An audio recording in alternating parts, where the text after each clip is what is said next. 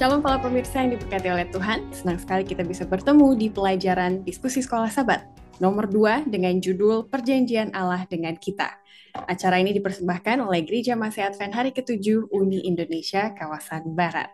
Dan pada pelajaran yang kedua ini kita akan mempelajari bagaimana ada hubungan bilateral antara umatnya dengan Tuhan sendiri. Apa itu hubungan bilateral? Apa yang impikan dari kita dan juga apa yang menjadi bagian dari Allah, itu semua akan kita bahas bersama selama kurang lebih 45 menit ke depan bersama dengan dua narasumber yang sudah tidak asing lagi, Pendeta Sony Situmorang, Direktur Komunikasi Uni Indonesia Kawasan Barat, dan juga Pendeta Rudian Japurba, Direktur Komunikasi Daerah Sumatera Kawasan Utara.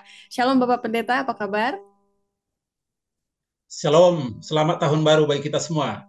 Selamat tahun baru. Terima kasih sudah setia hadir di tahun 2023 juga ya Pendeta. Dan kami ada beberapa salam dan juga selamat tahun baru dari jemaat-jemaat dan juga individu yang akan saya bacakan di awal. Dan nanti minta mohon tanggapan dari Pendeta Sony dan juga Pendeta Purba. Ada dari, ini salam tahun baru terlebih dahulu, dari Cindy Suryani dan juga Vivi Mumu. Terima kasih dua nama ini sudah saya lihat dari tahun lalu. Jadi pemirsa setia kita, selamat tahun baru juga. Dan juga untuk jemaat-jemaat yang setia menyaksikan program diskusi sekolah sahabat dari Uni Indonesia Kawasan Barat ini, ada dari jemaat Pisga Helvetia di Medan. Wah, ini pas nih ada Pendeta Rudian Japurba, pasti tahu jemaat ini.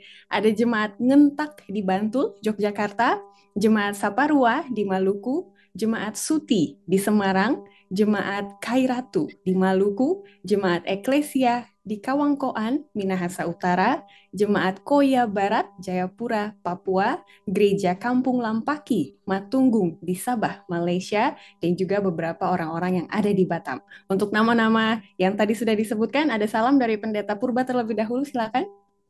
Baik, kiranya Tuhan memberkati para pemirsa yang selalu setia untuk mengikuti pelajaran sekolah sahabat dimanapun berada di seluruh Indonesia, bahkan yang ada di luar negeri.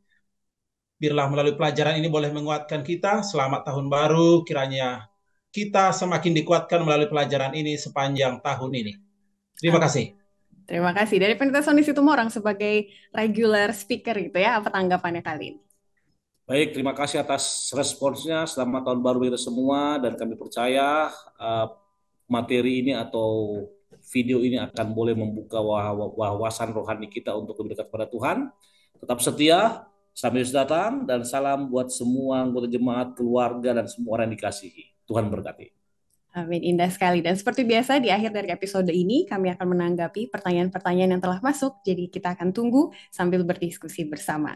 Sebelumnya saya akan membacakan ayat inti dari pelajaran ini. Setelah itu akan disambung oleh Pendeta Purba yang akan membuka doa bagi kita. Dalam Ulangan 28 ayat 1 dan 2. Jika engkau baik-baik mendengarkan suara Tuhan Allahmu dan melakukan dengan setia segala perintahnya yang kusampaikan kepadamu pada hari ini, maka Tuhan Allahmu akan mengangkat engkau di atas segala bangsa di bumi, dan segala berkat ini akan datang kepadamu dan menjadi bagianmu jika engkau mendengarkan suara Tuhan Allahmu. Silakan Pendeta Purba. Baik, kita berdoa, para pemirsa dimanapun kita berada. Kita berdoa.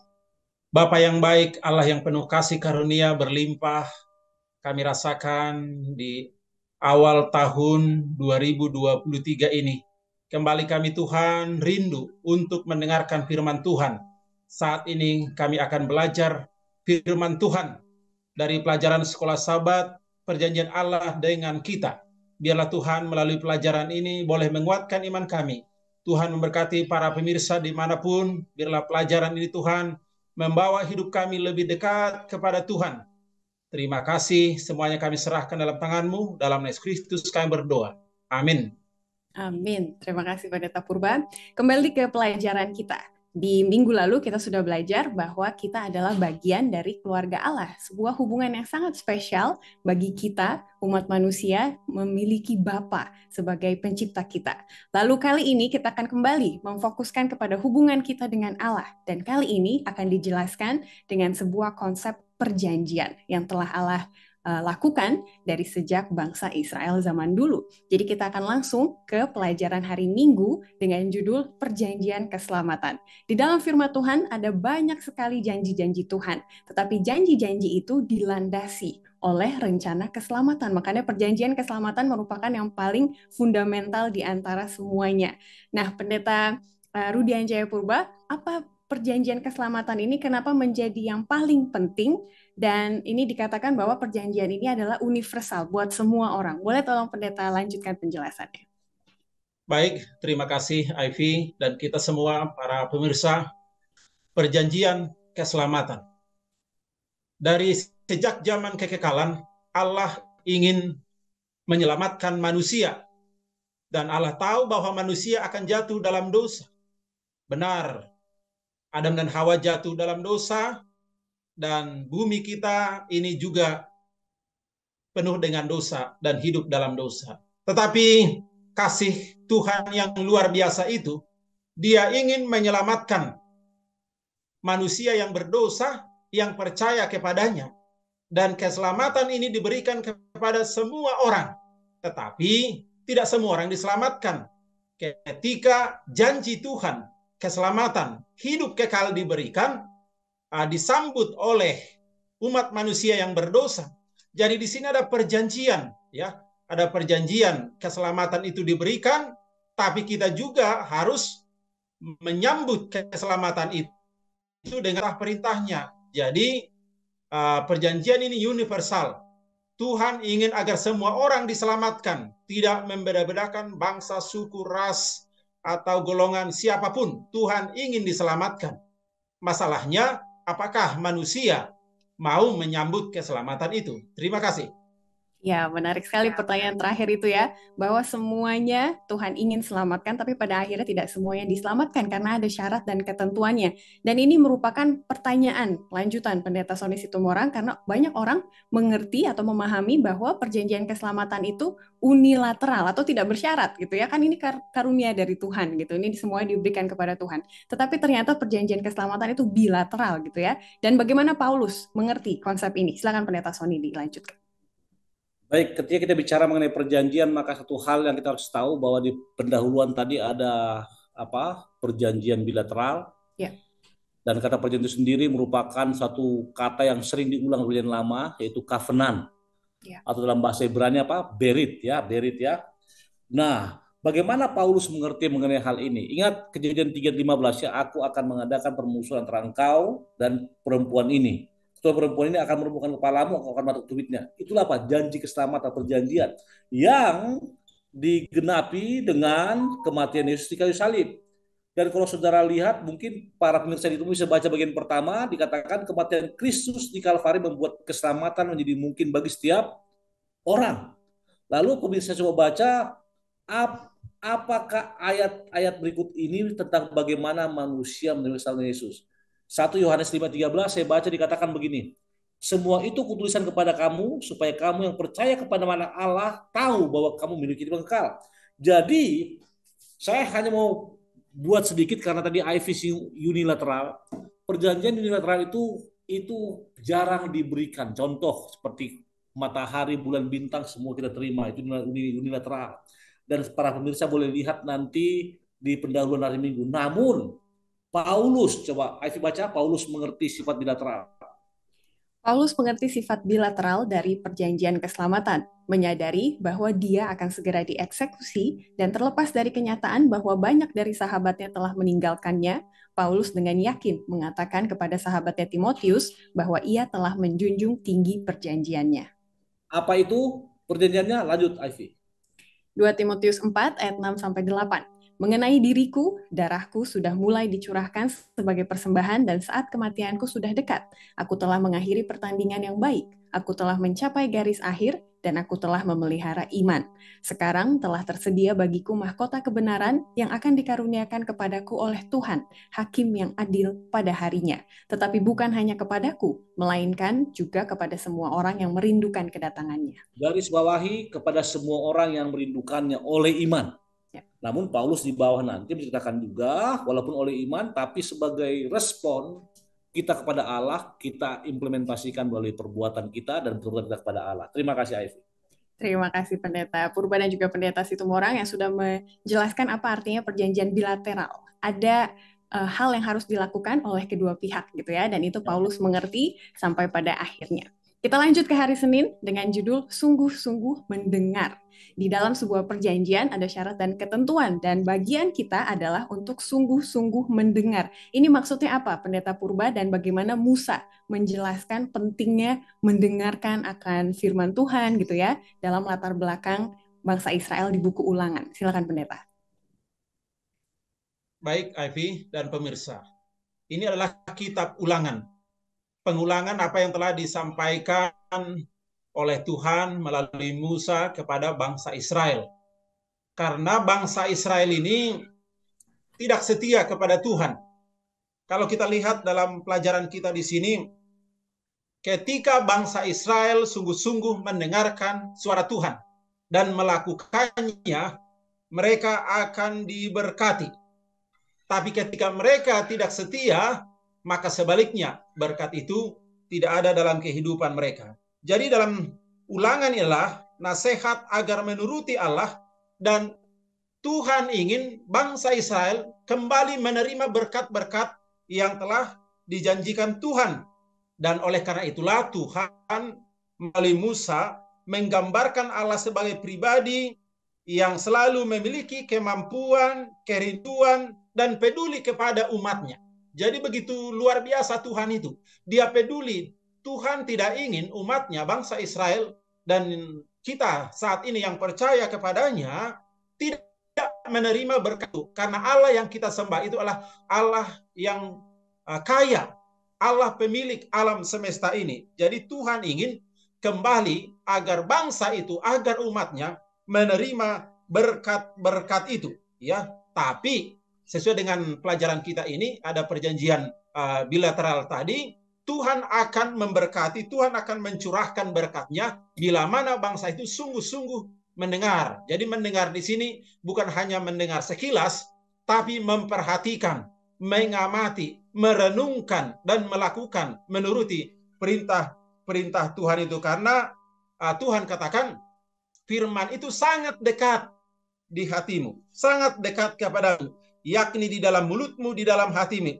untuk dilakukan. Jadi ada kebahagiaan, ada sukacita, ada berkat ketika kita mendengar dan melakukan firman Tuhan. Terima kasih, Avi. Yes, sudah sangat jelas sekali bahwa mendengar itu berarti melakukan dan juga menghidupkan ya. Ini kalau di paragraf ketiga, di bagian terakhir dikatakan berkat-berkat itu harus diterima, diperoleh, dan dihidupkan. Itu maksudnya dari perjanjian itu ya. Bagaimana dengan sekarang, Pendeta Sony Situmorang? Apa implikasinya? Apa sih bentuk atau wujud dari sungguh-sungguh mendengarkan itu? Karena kan tadi kita sudah lihat dari sisi bangsa Israel zaman dulu. Kalau zaman sekarang, apa artinya untuk sungguh-sungguh mendengarkan? Apa ke gereja dengar khotbah aja cukup gitu? Sungguh-sungguh zaman sekarang. Jadi ini Alkitab ini applicable buat semua zaman Ya. dan sangat relevan. Kalau pada zaman sekarang apa arti sungguh-sungguh di sini? Saya mau Ivy baca teks utama kita. Tapi kalau di sini katakan Ulangan 24 ayat 1 sampai 14, Ivy baca yang ayat pertama dan ayat 14 terakhir, itulah yang artinya apa? Sungguh-sungguh mendengar. Coba Ivy. Oke. Ulangan 28 ayat 1, jika engkau satu dulu sama ayat 14 ya, itu intinya. Siap. Jika engkau baik-baik mendengarkan suara Tuhan Allahmu dan melakukan dengan setia segala perintahnya yang kusampaikan kepadamu hari ini, maka Tuhan Allahmu akan mengangkat engkau di atas segala bangsa di bumi. Oke, cukup. Ingat para pemirsa, ini kata kunci. Lalu sekarang bagian terakhir. Ayat 14, dan apabila engkau tidak menyimpang ke kanan atau ke kiri dari segala perintah yang kuberikan kepadamu pada hari ini dengan mengikuti Allah lain dan beribadah kepadanya. Zaman sekarang, dua ayat itu merupakan apa? Yang penting. Mungkin seperti akrostik atau hal yang lain. Bukan melupakan ayat kedua sampai 13. Namun saya ingin katakan kalau saudara baca perikop ini, maka dua inilah ayat intinya. Karena bagian adalah berkat. Zaman sekarang apa kita lakukan? Pertama dikatakan, dengarkan suara Tuhan melalui apa?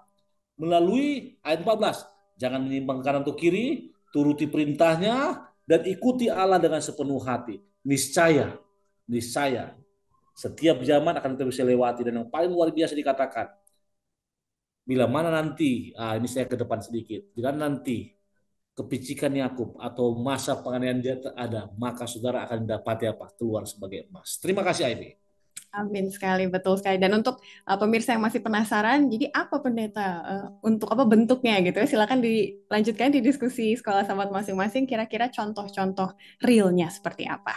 Terima kasih. Dari kitab Ulangan, kita lanjut ke kitab Amsal dalam pelajaran hari Selasa dengan judul Hormatilah Tuhan. Selain sungguh-sungguh mendengar, kita juga diminta dalam perjanjian tersebut untuk menghormati Tuhan. Dan dalam Amsal ada banyak hal yang bisa kita lakukan untuk menghormati Tuhan, tapi salah satunya yang disinggung adalah dengan memuliakan Tuhan dari hasil pertama dari semua penghasilanmu. Nah, ini apa maksudnya, Pendeta Purba? Silakan. Baik, dalam pelajaran kita di sini, hormatilah Tuhan. Kepada manusia saja yang lebih tua daripada kita, kita harus hormat. Ya. Kepada pemerintah, baik juga para pemimpin-pemimpin rohani juga. Apalagi kepada Tuhan. Dia pemilik, dia pencipta, dia penopang semua yang ada di alam semesta ini. Oleh karena kita manusia adalah ciptaan, maka kita harus menghormati Tuhan. Artinya, menjadikan Tuhan yang terutama, yang pertama di dalam kehidupan kita. Baik di dalam pekerjaan, baik di dalam rencana-rencana kita, baik di dalam keluarga, atau apapun, kita selalu menghormati Tuhan. Dan menghormati Tuhan ini juga termasuk dalam pelajaran kita di sini, yang mengutamakan Tuhan dari setiap penghasilan kita, pendapatan kita. Karena Tuhan Allah adalah pemilik alam semesta ini, maka segala apa yang kita dapatkan, berkat-berkat yang kita terima, kita harus mengembalikan kepada Allah. Hasil pertama dari semua yang kita miliki adalah yang terkecil yang dapat kita lakukan. Jadi ini juga perjanjian tadi, bilateral. Bila mana kita setia mengembalikan milik Tuhan melalui persepuluhan atau melalui persembahan, Tuhan menjanjikan akan ada berkat-berkat yang berlimpah. Aku akan membukakan tingkap-tingkap bagimu sampai berkelimpahan. Jadi Allah berkata bahwa kita akan mendahulukan Dia. Maka janjinya, lumbung-lumbungmu akan diisi penuh sampai melimpah. Jadi ketika kita mengutamakan, menghormati Tuhan, sebenarnya kita tidak perlu khawatir dalam hidup ini akan segala keperluan kita. Kalau orang muda, masa depan. Kalau para orang tua, mungkin kebutuhan keluarga, pendidikan, dan yang lain-lain. Karena Tuhan berjanji akan memenuhi lumbung-lumbung kita. Artinya apa? Berkat-berkat berlimpah menjadi bahagian kita. Ini sudah diterima oleh bangsa Israel. Dan janji itu benar mereka terima. Dan itu disampaikan Tuhan dan bagi kita semua. Terima kasih. Amin, lengkap sekali Pendeta. Jadi terlepas dari bentuknya, apakah itu persepuluhan atau persembahan atau hal-hal yang lain, pada prinsipnya adalah hidup kita adalah untuk mengutamakan Tuhan, gitu ya. Terima kasih. Nah, ini pertanyaan hari Selasa di bawah Pendeta Sony Situmorang sangat-sangat sulit, karena tadi aja Musa mengatakan bahwa tidaklah terlalu sukar bagimu untuk mengikuti firman Tuhan ya. Kalau keadaan lagi baik dan menguntungkan, bisa saya melakukan prinsip yang tadi sudah disebutkan oleh Pendeta Purba gitu ya, bahwa mengembalikan hasil kepada Tuhan. Tapi kalau hidup itu sulit gitu ya, kepepet, ini sulit untuk dilakukan. Bagaimana tanggapan Pendeta untuk hal kesetiaan ini? Baik, seringkali manusia menghadapi dilema ketika mereka mengatakan bahwa mereka mengikut Kristus, anggota gereja Advent yang setia. Tapi di satu sisi mereka tidak berkecukupan dalam hal-hal finansial, kebutuhan hidup. Maka bagi mereka seolah-olah janji ini apa? Hanya janji belaka. Namun saya tegaskan kepada kita, ketika kita menghadapi situasi seperti ini, instead of kita mundur, maka yang perlu kita lakukan adalah apa? Menjadikan Dia yang pertama dan terutama. Kalau para pemirsa baca di paragraf pertama bagian B, dikatakan, bagi kita yang melakukan ini, menjadikan Dia yang pertama adalah tindakan iman. Ingat, iman itu baru boleh dimanifestasikan, dirasakan bukan pada saat kita berkecukupan, tapi pada saat berkekurangan. Bahkan dikatakan di sini, sebuah tindakan percaya atau manifestasi percaya kepada Tuhan dengan sepenuh hati. Nah, tadi Ivy katakan, bagaimana kalau situasi ekonomi kita sulit? Terus terang saya katakan kepada para pemirsa, masing-masing kita pernah mengalami hal tersebut. Masing-masing kita pernah sampai pada satu titik di mana kita hanya bisa berharap pada Tuhan, bahkan cenderung mengikuti Tuhan. Dan itu membuat iman kita goyah. Itu sebabnya banyak orang melalaikan perpuluhan dan persembahan Ivy dan juga Pastor Kulba. Banyak orang. Tapi lihat, ketika mereka setia dalam hal yang kecil, maka mereka bisa melihat keajaiban di depannya. Bahwa God provide everything we need. Ya, Tuhan mencukupi segala kebutuhan kita miliki. Dan ingat, sekali lagi, tindakan itu iman itu sangat penting. Lalu apa yang akan terjadi? Saya mau katakan kepada para pemirsa, ketika saat ini banyak orang mengatakan bahwa perpuluhan itu hanya bisa digunakan sendiri di WhatsApp grup di mana-mana, saya ingin katakan, pernahkah saudara melihat orang yang setia kekurangan bahkan mati kelaparan? Tidak pernah. God will provide. Yakini, imani. Kenapa? Karena percaya ini bukan masalah logika atau common sense atau praktikal biasa, tapi ini berlandaskan iman. Jadi kalau ditanya bagaimana kita belajar percaya kepada janji Allah pada masa kesulitan keuangan, sementara lubung-lubung kita tidak penuh, saya ingin katakan kepada saudara, saat penasihat Amsal mengatakan, saya tadi buka-buka Alkitab, ini saya akan bacakan sedikit, dikatakan begini, Amsal 17, Amsal 7, Amsal 4 ayat 5, Amsal 8 ayat 19 dikatakan begini, takut akan Tuhan adalah perbuatan pengetahuan, tapi orang bodoh menghina hikmat dan didikan. Takut akan Tuhan ialah benci kejahatan, kesombongan, kecongkakan, tingkah laku jahat, dan mulut penuh tipu muslihat. Nah, ketika Anda berpikiran bahwa Tuhan tidak memberkati Anda atau Anda sudah sulit, hati-hati, itu mungkin berasal dari pikiran luar. Namun intinya, nasihat pertelayanan halaman 81 di paragraf berapa? Paragraf berapa? 3 saya kalau nggak salah dikatakan apa? Tuhan akan memberikan kepadamu sesuai dengan kebutuhanmu bila mana kamu setia untuk mengembalikan persepuluhan dan mempersembahkan yang terbaik bagi Tuhan. Terima kasih, Ivy. Terima kasih, Pendeta. Kita akan lanjut ke hari Rabu karena ini berhubungan. Hari Rabu berjudul kontrak persepuluhan. Jadi seperti yang Pendeta Sony sudah tambahkan tadi, masalah persepuluhan itu bukan hanya tentang masalah perencanaan keuangan gitu ya, bukan hanya masalah penata layanan, tetapi juga masalah rohani. Nah, ini bagaimana ceritanya Pendeta Purba ketika bangsa Israel tidak taat kepada Tuhan, malah dalam perjanjian tersebut Tuhan kasih perjanjian persepuluhan. Kan ini sepertinya tidak berhubungan gitu ya, ada masalah rohani, masalah ketidaksetiaan, tapi yang Tuhan tuntut adalah kembalikan apa yang sudah menjadi milikmu dari saya gitu ya. Pendeta boleh tolong jelaskan kenapa persepuluhan ini Tuhan tanamkan di dalam bangsa Israel? Baik, persepuluhan ada hubungannya dengan kerohanian. Orang yang rohani atau orang yang benar-benar mengasihi, menuruti perintah-perintah Tuhan, dia akan otomatis mengembalikan milik Tuhan, yaitu persembahan dan persepuluhan. Ketika bangsa Israel mereka tidak setia kepada Tuhan, tentu berkat itu menjauh dari mereka. Jadi ada hubungan rohani. Jadi Tuhan melihat keadaan kerohanian bangsa Israel telah jauh dari Tuhan. Oleh karena itu Tuhan katakan, bawalah persembahan persepuluhanmu ke rumah perbendaharaan Allah. Jadi dalam pelajaran kita di sini, bangsa Israel makmur manakala mereka menuruti Allah, setia dan mengembalikan persepuluhan. Tapi kadang kesetiaan bangsa Israel ini tidak tetap. Ketika mereka diberkati Tuhan, mereka setia, mereka makmur, mereka lupa Tuhan. Seharusnya baik ketika mereka makmur, ketika susah, mereka harus tetap setia mengembalikan Tuhan. Dan Allah berjanji kepada bangsa itu, bahwa jika mereka berbalik kepadanya, dia akan berpaling kepadanya ketika mereka bertanya, ya, ketika mereka meminta apa yang Tuhan inginkan. Jadi dalam pelajaran kita di sini, berhentilah menumpuk, ya, merampok aku dengan persembahan dan persepuluhan. Perampokan mereka adalah alasan mengapa mereka dikutuk. Jadi ketika bangsa Israel tidak setia mengembalikan milik Tuhan, itu juga sama dengan merampok. Dan merampok itu dosa. Berarti ketika itu dilakukan, berarti kerohanian mereka sedang merosot. Begitu juga dengan zaman kita sekarang ini. Kadang ujian daripada kerohanian itu, walaupun tidak sepenuhnya, tapi ada termasuk di sana apa?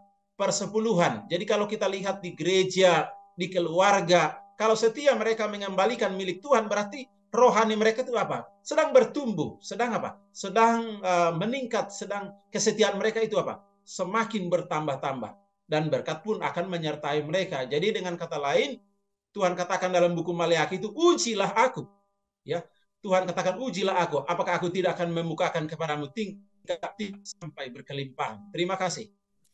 Setuju sekali pendeta. Jadi saya teringat akan pernyataan orang yang mengatakan bahwa ketika kita diperhadapkan dengan hadiah, kadang kita lupa akan pemberi hadiah tersebut gitu ya. Jadi yang kita pikirin hanya uang, uang, uang gitu. Berapa yang harus saya kasih, berapa sisanya gitu. Tapi kita lupa siapa pemberinya, dan itulah maksud Tuhan mengadakan perjanjian ini kepada bangsa Israel supaya tidak lupa dengan Tuhan. Terima kasih.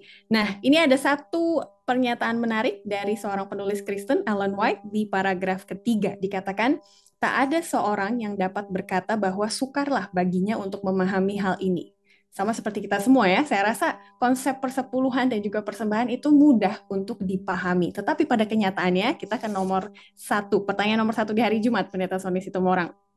Dikatakan bahwa jika setiap orang Advent setia mengembalikan persepuluhan, gereja kita memiliki uang yang cukup untuk melakukan yang perlu dilakukan untuk menyebarkan pekabaran itu. Tapi ini kan idealnya gitu ya, pada realitasnya tidak. Padahal ini sebuah konsep yang tidak sukar untuk dimengerti, kata Nyonya Ellen White, tapi pada kenyataannya praktiknya tidak seperti itu.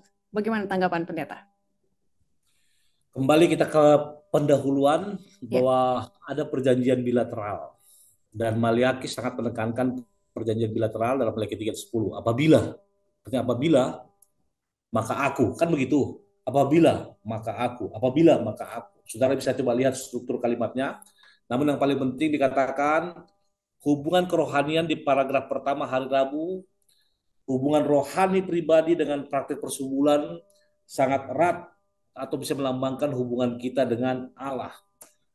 Dan sangat-sangat bisa dirasakan itu. Lalu di pertanyaan hari Jumat dikatakan kalau seandainya semua orang Advent mengembalikan persepuluhan. Saya mau katakan kepada para pemirsa semuanya, boleh jadi ada hal-hal yang saudara lihat kurang pas dengan penggunaan persepuluhan. Menurut Anda, namun saya mau katakan, ketika Tuhan menyuruh bangsa Israel memberikan persepuluhan, maka satu contoh yang paling baik di paragraf berapa itu, Ivy? Paragraf terakhir. Penurutan yang dicatat pada masa pemerintahan Hizkia. Persepuluhan, membawa persembahan, sangat berbanding lurus dengan kerohanian atau iman kita. Kenapa? Ketika Hizkia Raja Yehuda memberikan menurut Tuhan, maka ada kebenaran rohani bagi mereka. Bahkan dikatakan apa? Coba Ivy baca. Ada siklus, paragraf terakhir. Ada satu siklus positif penurutan yang dicatat pada masa pemerintahan Hizkia, Raja Yehuda yang baik. Ada kebangunan rohani yang sejati di Yehuda, dan orang-orang mulai dengan setia mengembalikan persepuluhan dan persembahan mereka ke perbendaharaan bait suci. Begitu banyak yang datang masuk sehingga menumpuk di bait suci. 2 Tawarik 31 ayat 5 menceritakan apa yang terjadi ketika bangsa itu membawa dalam jumlah yang besar hasil pertama daripada gandum, anggur, minyak, madu, dan segala macam hasil bumi. Mereka membawa juga persembahan persepuluhan dari segala sesuatu dalam jumlah yang besar.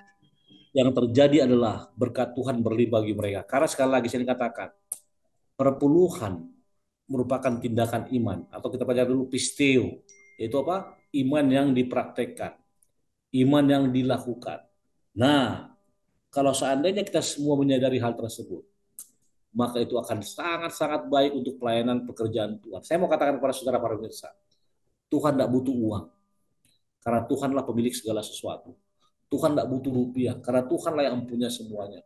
Tapi sebagai bukti saya setia kepada Tuhan, saya mengikut Dia, maka saya akan katakan, kalau kamu mengasihi aku kata Yesus, turutilah segala perintahku. Demikian juga apa? Mengenai persepuluhan dan persembahan. Terima kasih. Amin. Jadi kita ditantang untuk merenung, menanyakan kepada diri sendiri bagaimana kesetiaan atau ketidaksetiaan kita kepada Allah sekarang ini dan apa yang bisa saya lakukan terhadap gereja di dalam bentuk kesetiaan saya. Terima kasih. Terakhir kita ke hari Kamis dengan judul Carilah Dahulu. Nah, ini saya suka pelajaran hari Kamis ini, dia real gitu ya, dia nyata-nyata aja gitu. Dikatakan di sini banyak dari kita khawatir dan apa yang firman Tuhan katakan kepada kita pendeta purba supaya kita tidak terlampau khawatir gitu ya dalam hal pengaturan keuangan dan juga menepati perjanjian kita kepada Allah. Silakan pendeta. Baik, pemirsa yang diberkati oleh Tuhan. Kita diciptakan Tuhan manusia segambar serupa dengan Allah. Luar biasa. Di dalam perjanjian baru, dalam buku Matius dikatakan, jangan kita khawatir. Burung-burung di udara saja Tuhan peliharakan, Tuhan berikan makan. Apalagi kita. Tapi kita diciptakan oleh manusia dengan tujuan untuk memuliakan nama Tuhan. Jadi apapun yang kita lakukan, kita harus mencari Tuhan yang terutama. Contohnya ketika kita bangun pagi hari, kita harus mengutamakan Tuhan. Ketika kita mau berangkat bekerja, ketika kita merencanakan sesuatu, bisniskah, atau ketika kita mencari pasangan hidup, atau kita merencanakan program-program yang lain dalam kehidupan kita, kita harus mencari Tuhan, mengutamakan Tuhan. Tapi kebanyakan orang direncanakan dulu baru didoakan. Seharusnya kita harus bertanya dulu kepada Tuhan, maka Tuhan akan memberikan inspirasi kepada kita dengan Roh Kudusnya. Jadi ayat-ayat dalam Alkitab mengingatkan kita ini supaya kita mencari Tuhan karena Dia adalah Allah yang berdaulat, Allah yang berkuasa di alam semesta ini. Dia adalah pencipta, penopang. Meskipun keselamatan adalah pemberian kasih yang tidak membutuhkan jasa di pihak kita, kita tetap memiliki bahagian, yaitu apa? Kita selalu mencari Tuhan, mengutamakan Tuhan di dalam kehidupan kita. Jadi memang ini sederhana, tapi prakteknya banyak orang menomorduakan Tuhan, ya, menjadikan mungkin gadget atau mungkin hiburan, makanan, mode dan yang lainnya terutama. Seharusnya Tuhan yang terutama dalam kehidupan kita. Jadi segala sesuatu yang membuat Tuhan nomor 2 itu adalah berhala. Kita harus mengutamakan Tuhan. Terima kasih. Relatable sekali ya tadi contoh-contoh yang sudah pendeta sebutkan. Dan saya tertarik dengan pernyataan pendeta tadi, kadang kita merencanakan dulu baru membawa dalam doa gitu ya. Apa pendapat dari pendeta Sony Situmorang mengenai hal ini dan juga tambahannya mengenai mencari Tuhan terlebih dahulu? Baik, pada dasarnya manusia adalah manusia yang hidup dengan akal budi yang diberikannya. Sejak pertama, manusia diberikan kehendak bebas atau kuasa memilih atau the power of choice. Itu dibahas pada graf terakhir pelajaran kita ini. Dan dengan the power of choice tersebut kita bisa memilih. Kita mengikuti dorongan Roh Kudus atau kita mengikuti apa? Kalau dikatakan di sini memilih kutukan. Nah, berbicara mengenai persembahan dan persepuluhan dan sesuai dengan judul cara dahulu, maka sudah sangat jelas dikatakan kepada Anda diberikan karunia tersebut, milih Tuhan atau mamon. Bahkan seperti dikatakan, kebanyakan kita merencanakan dulu baru berikan kepada Tuhan. Itu merupakan satu indikasi yang mengatakan bahwa Tuhan tidak kita jadikan sebagai prioritas dalam kehidupan kita. Namun, pelajaran Sola Sabat ini penulis mengatakan, ketika Anda mengetahui bahwa Allah adalah pencipta, penopang, penyelamat, bahkan pelindung Anda, maka Anda diberikan kebebasan untuk memilih berkat atau memilih kutuk. Coba saudara baca di bagian bawah para pemirsa. Berkat atau kutuk. Bahkan Ivy boleh baca dari kata meskipun bagian terakhir, meskipun Allah. Coba perhatikan para pemirsa, dengarkan ini. Meskipun Allah, ya, meskipun Allah menawarkan kita berkat-berkat dan hidup, kita dapat memilih kutukan dan kematian. Tidak heran Allah berkata, karena itu pilihlah kehidupan agar kamu dan keturunanmu dapat hidup. Carilah dahulu berkat agar kamu dan keturunan dapat hidup. Atau kutuk terjadi sebaliknya. Itu dari saya. Terima kasih, Ivy. Terima kasih. Mari kita renungkan kembali bagaimana pilihan-pilihan hidup kita selama ini menggambarkan hubungan kita dengan Allah, gitu ya. Apakah kita sudah memilih berkat karena kita percaya Allah adalah pemilik kehidupan kita, penopang, dan juga kita percaya kepada Dia. Apakah di baliknya gitu ya, pilihan-pilihan kita malah mencerminkan keegoisan kita, apa yang saya mau gitu ya, tapi ujung-ujungnya mungkin membawa hal-hal yang tidak kita harapkan.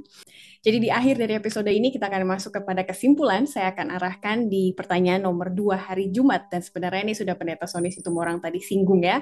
Bagaimana pentingnya pilihan-pilihan hidup dan juga tindakan-tindakan kita dalam hidup ini mencerminkan hubungan kita dengan Allah dalam satu perjanjian yang kekal demi keselamatan kita. Silakan Pendeta Sony Situmorang mulai.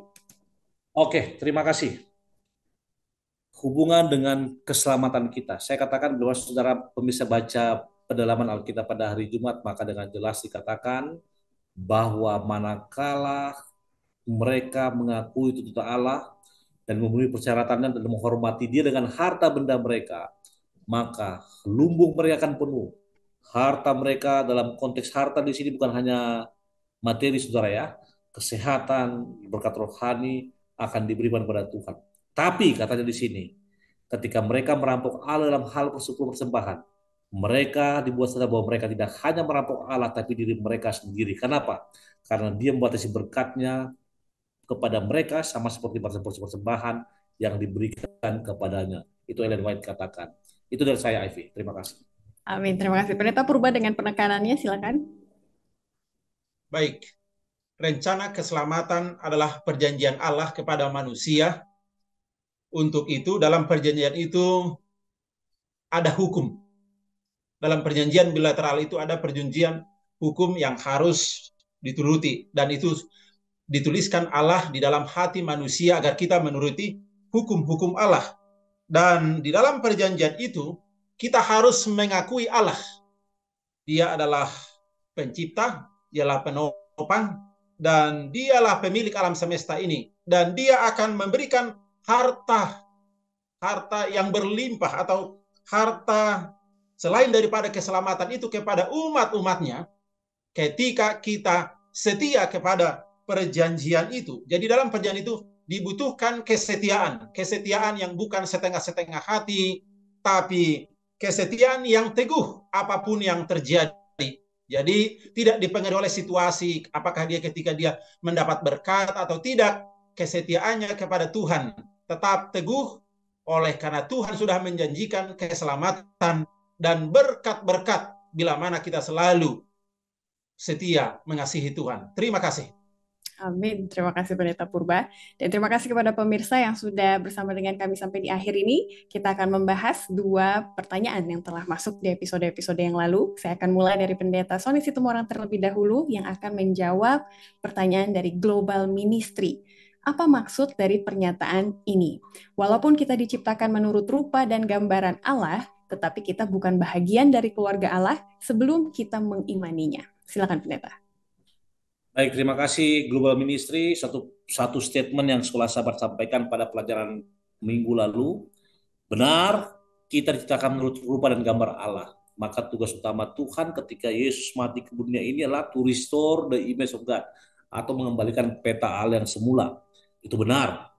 Ketika itu robek, maka yang diminta bagi kita untuk menurutinya, mengimaninya, menerima dia sebagai juru selamat pribadinya.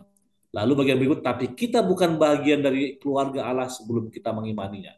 Ada 2 ruangan yang berbeda. Ruangan pertama adalah kita semua setuju bahwa kita diciptakan menurut gambar dan rupa Allah. Oke? Ruangan yang kedua, tadi kita bahas sedikit adalah bahwa masing-masing kita diberikan the power of choice, kuasa untuk memilih. Artinya, seperti sahabat tadi, Anda diberikan kebebasan untuk memilih kutuk atau berkat. Dalam konteks ini, ketika Anda tidak mengimani Allah sebagai pencipta, tidak menerima Yesus Kristus sebagai juru selamat pribadi, maka semua hal itu apa? Sia-sia. Walaupun Tuhan memberikan hal yang sama kepada usi dunia ini, tapi masalah iman, masalah penurutan ada bedanya. Itu sebabnya perjanjian kuartal lalu mengatakan hal tersebut sangat berhubungan dengan kematian dan kehidupan kekal kita. Jadi, statement Sekolah Sahabat mengatakan walaupun kita diciptakan menurut rupa dan gambar Allah, tapi kita bukan bagian dari keluarga Allah sebelum kita mengimaninya adalah benar. Saya, saudara, kita semua tidak merupakan bagian dari keluarga Allah sebelum saya menerima dia sebagai juru pribadi saya dan mengakui Allah sebagai pencipta kita. Dengan kata lain, kita Allah hanya manusia yang diciptakan, di mana pada akhirnya nanti, setelah masa 1000 tahun, jika saudara tidak bertobat, saya tidak bertobat, kita semua tidak bertobat, tidak mengimaninya, maka ada satu bagian yang kita dapatkan, mendapatkan kematian yang kekal. Itu maksud dari statement tersebut. Terima kasih, Ivy. Terima kasih juga Pendeta dan juga Global Ministry yang sudah menanyakan. Pertanyaan terakhir akan saya ajukan ke Pendeta Purba dari Manalu, Washington. Katanya, Wahyu 21 ayat 1 mengatakan bahwa tidak ada laut di sana, alias di surga gitu ya. Tapi dalam tulisan Roh Nubuat dikatakan di sana ada sungai-sungai yang airnya terus mengalir gitu. Jadi apakah ini bertentangan? Baik, terima kasih atas pertanyaan daripada Saudara Manalu ya, Washington Manalu. Dalam Wahyu 21 ayat 1 ini adalah peristiwa setelah 1000 tahun. Kalau judulnya di Alkitab di sana, langit yang baru dan bumi yang baru. Jadi ketika langit yang baru dan bumi yang baru itu ada, bumi atau langit yang ada sekarang yang penuh dengan dosa ini akan diperbaharui. Ya, kalau kita tahu dalam pelajaran kita dalam Alkitab, laut itu ada pada waktu penciptaan, ya. Jadi Tuhan ingin mengembalikan kepada Taman Eden yang semula. Jadi ini tidak bertentangan. Nanti ketika berada di dunia baru, air tetap ada di sana. Ya, air tetap ada di sana. Bahkan di sana ada tumbuh-tumbuhan yang berbuah 12 kali 1 tahun. Dan daun daripada tumbuh-tumbuhan itu digunakan untuk mengobati dari bangsa-bangsa. Jadi dengan kata lain, air tetap ada. Memang laut yang sekarang ini tidak akan ada lagi di sana.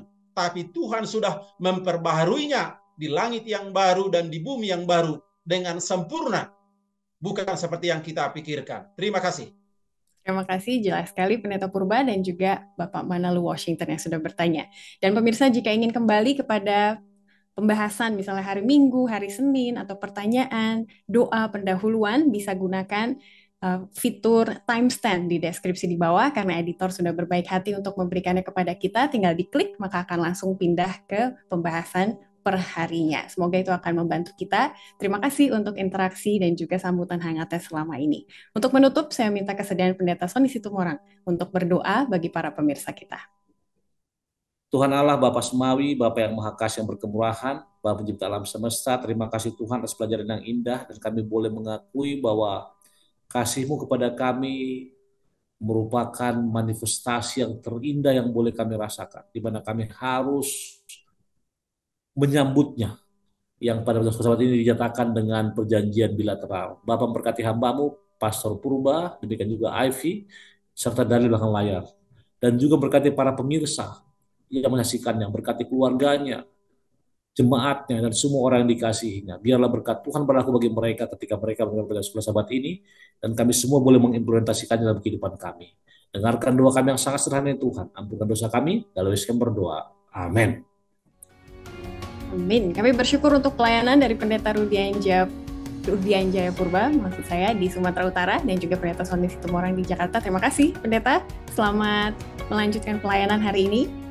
Dan juga bagi para pemirsa, kita akan bertemu lagi di episode yang mendatang. Kita akan membahas lebih dalam lagi mengenai kontrak memberi persepuluhan. Semoga sehat-sehat, kita akan bertemu lagi. Tuhan memberkati kita semua.